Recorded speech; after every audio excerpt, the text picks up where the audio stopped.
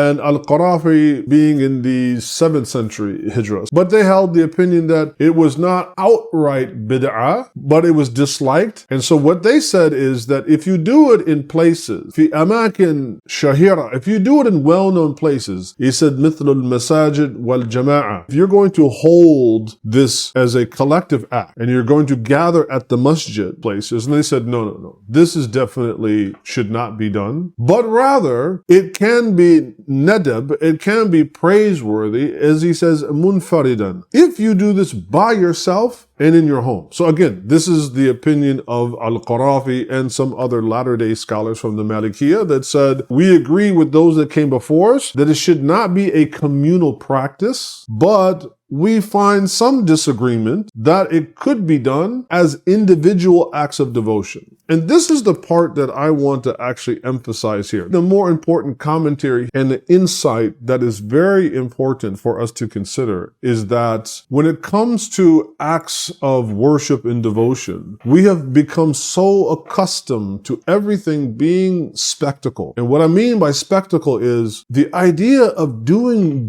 acts of devotion to Allah Ta'ala, to worshiping our Creator in prayer, in dhikr, by oneself, in the quietness and solitude of one's home with nobody else participating in you, is almost becoming strange amongst us.